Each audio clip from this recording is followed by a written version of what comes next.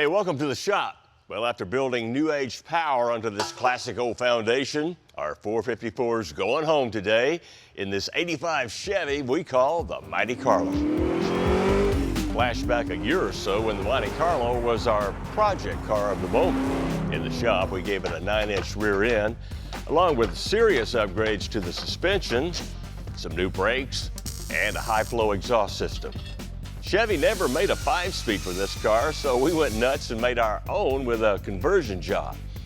Then with a 502 GM crate engine under the hood, it made tons more power than stock. Well, how about 420 horsepower and 515 foot-pounds of torque at the rear wheels? We got marching orders to give up that 502 for some other power block projects, and that's where this 454 comes in. It was the focus of 2 engine builds, one on a complete budget of $2,500, another using off-the-shelf high-performance parts in a hunt for all-out horsepower. In the end, it made 623, 16 more than a Ford 460 we built much the same way. We want to keep a hand free for coffee and the GPS while cruising and still be able to consistently kick butt at the track. So to transfer the power from that big block Chevy to the rear wheels, we're going to use this in between. It's a Gearstar 204R automatic transmission that's specifically designed for high performance engines like ours. We'll tell you more about it when we get it in the car.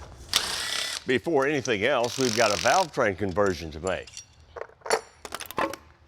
We used a solid roller cam in our latest build-up to keep everything the same as the Ford 460.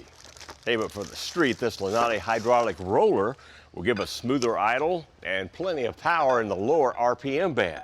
Well, not to mention freedom from all those valve adjustments. Every once in a while, we get asked the question, do you have to remove the cylinder head to change the valve spring? Well, the answer is no. All you need is a way to compress the cylinder with air to hold the valve up and a valve spring compressor. The air hose we're using has spark plug threads and an O-ring on one end. The constant air pressure keeps the valves closed while we use this Moroso compressor to remove the stiffer springs used with the solid roller cam. In their place, we're installing these softer springs that originally came with the RHS heads that were set up for the hydraulic roller. Next, we can install the new comp hydraulic roller lifters, which have a taller body, so we had to order another set of custom push rods. And if you're in a hurry like we were, Lunati will ship them to you overnight. Now we'll reinstall the rocker arms, and since we're using a hydraulic roller cam now, we'll just adjust the valves a half a turn past zero lash, and they're set. There's sort of an ongoing debate about hydraulic versus solid roller cams. Some of the solid roller guys say you give up a whole lot of power just to get the smooth idle and low maintenance of the hydraulic. So, just because we're curious, and because we can, we're going to put the 454 back on the Dyno.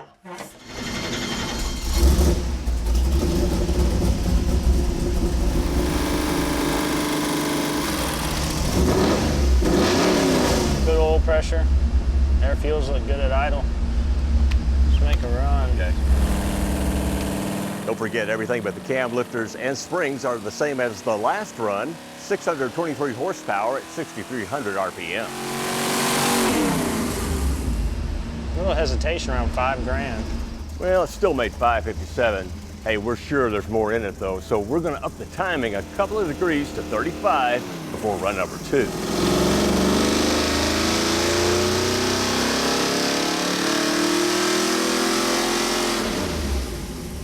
Well, it's making a lot more torque than with the solid roller. Yeah. The air-fuel graph is telling us we're running a little too rich to get the best peak horsepower. So Mike's swapping out 2 carb jets in front, going down from 84s to 81, along with a smaller squirter in the back of the carb. Surely this will make a difference. Here we go. You ready, Haunch? You betcha.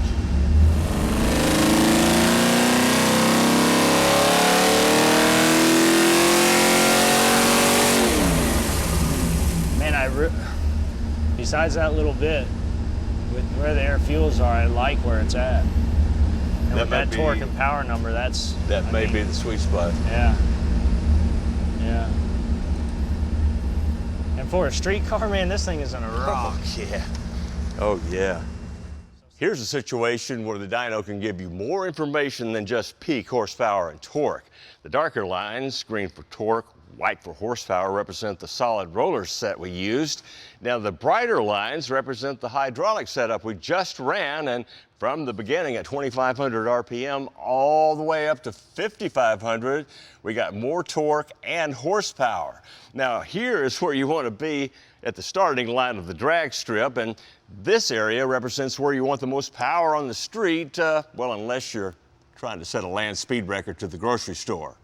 Now, what's going to happen when we drop that 454 beast in the Monte Carlo?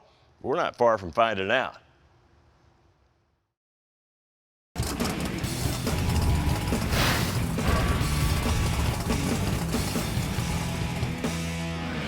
Hey, in case you just joined us, where have you been?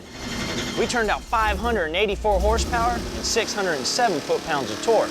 Now our Chevy Big Block's ready for street and strip duty.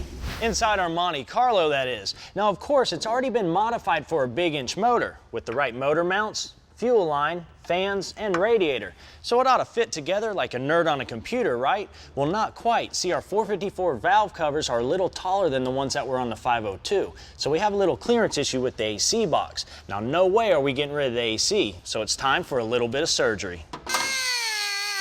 First step is to cut out a square section of the fiberglass AC box. And you gotta be careful not to go too deep, or you could damage the cooling fins inside. Now, before anything else, we need to test fit the engine to see if it clears. Are you good? Yep. Next, this strip of tin goes in to make a bracket for the bend.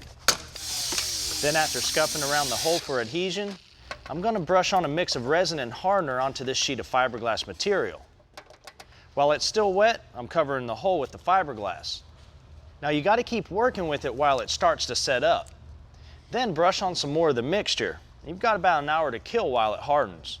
I know you've seen me take plenty of risk, but when working with fiberglass, it's just not worth it. The dust can get in your lungs and kill you. Now, if you want to see what kind of difference we made down here, check this out. Finally, sand it down smooth, apply paint, and we're all clear. Next, we're using our 502 for a parts transplant. You see everything up front is getting transferred to the 454. By the way, an accessory drive like this can rob 30 to 35 horsepower from the engine. All right.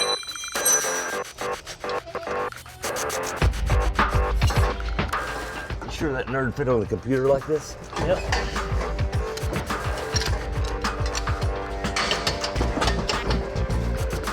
All right, back started.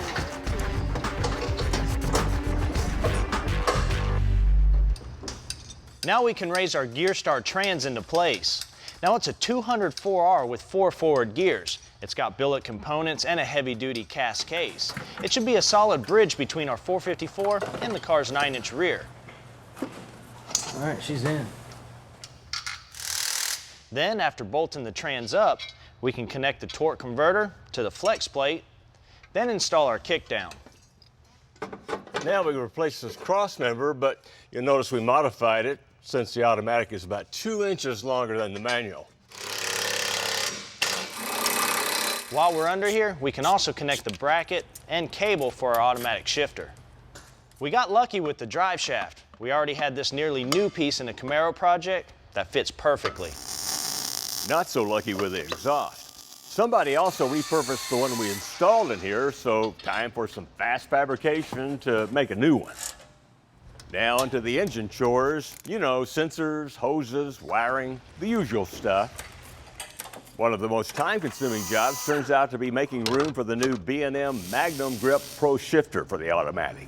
This involved welding up 2x3 pieces of sheet metal for a mounting location, complete with an impromptu carpet fire. I need water or something. Nope, I don't. Woo-wee! Well, Fire Marshal Mike did remind us that flames can be useful, like checking your electric fans before you start the engine.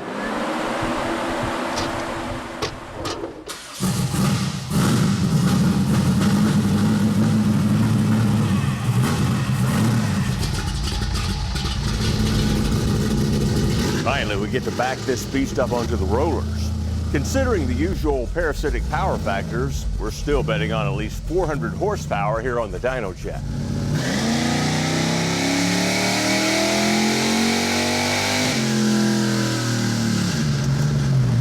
After several ear-shattering runs, we got our answer. Well, that's right what we predicted. 422 horsepower, 421 foot-pounds of torque, and all the runs are pretty consistent too, I think. Yeah, definitely. And I know this thing was strapped down really tight. For the way it moved, it felt like it wanted to come off the dyno. Okay, if you're not blown away just yet, consider this. The factory 305 that came in this Monte Carlo SS only was rated at 180 horsepower, only made 135 at the rear wheels. Now, there's no way this maniac's going to take the car out on the street yet until we find a way to plant all that power. We'll do that down the road. Hey, stay tuned. We're going to follow an outlaw racer in search of winning power at the Strip. Stay with us.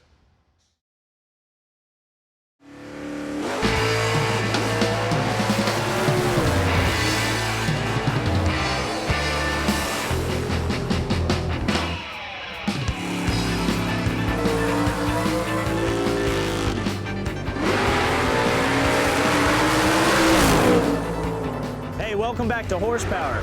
Now when you come to one of these races as a spectator, what you get to see are these cars making 4 to 5 second passes, barreling towards that 660 mark, hopefully for a win. Now what you don't see between rounds and races is the hard work, time, and dedication it takes from the whole crew to get the job done. The easiest way to explain it, blood, sweat, and gears. This is where it all happens for now. Ken Rainwater is one of the top contenders of Outlaw 10.5. His racing roots go back to his teen years when he was one of the youngest drivers ever to compete in an IHRA alcohol funny car. In 2005, he joined the ranks of Orska and now drives an 03 Mustang powered by a 598 cubic inch big block Ford with 91 millimeter twin turbos. It's the car that took Ken to the finals in several Outlaw 10.5 contests and to the winner's circle in the 2007 Beat the Heat event. 3-speed Lenco transmission. All of the electronics and fuel system control is by my crew chief, Alan Dudley, which is high performance controls. Racing is the fun part, but it takes lots of behind-the-scenes homework to make it all happen.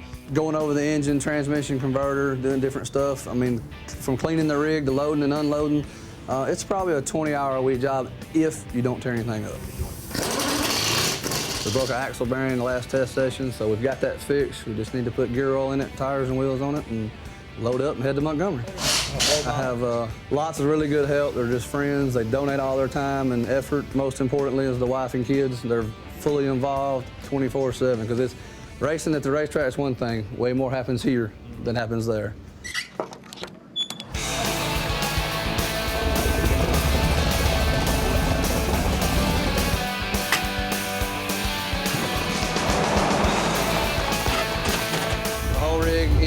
Like I said, just a couple inches under 100 feet long. It's kind of our home on wheels. When we leave out, you know, we're gone Friday, Saturday, Sunday, and sometimes Monday before we get home. And we're pretty self-efficient. We leave with everything we need and stay on the road 3 or 4 days, and it really makes traveling nice. There's a lot more to it than just racing cars. Sometimes it's being with your family and your friends and cooking out. We enjoy the whole thing. You just can't go to Outback. Let's get this thing unloaded and go do some testing.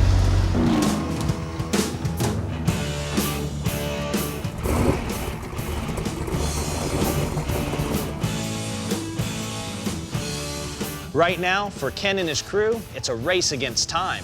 A nasty thunderstorm is headed this way, and chances for a critical test and tune run are iffy at best.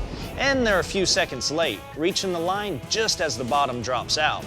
So it looks like the first shakedown pass won't happen until tomorrow's first round of qualifying. In racing, you've got to expect the unexpected.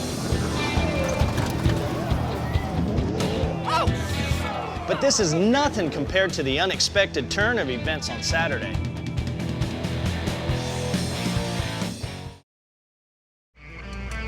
Horsepower is back, tagging along with outlaw racer Ken Rainwater. After a washed-out attempt at a Friday test run, it's almost time for Ken's first qualifying pass. Like many racers, he shares a passion for drag racing with his whole family. I had never been to a racetrack before I met him, not even NASCAR or round track or anything, and it's a lot of fun. It's interesting for sure. Do you ever give him advice on how he should race, or you just let him do his thing? I have learned over the years to stay out of that. I'm just here for support. Their son Cruz was practically born at a racetrack. and already seems to have inherited his dad's fascination for fast cars. All he wants to talk about and play with is cars, so hopefully we'll have a new driver in a few years and I can step out of the way.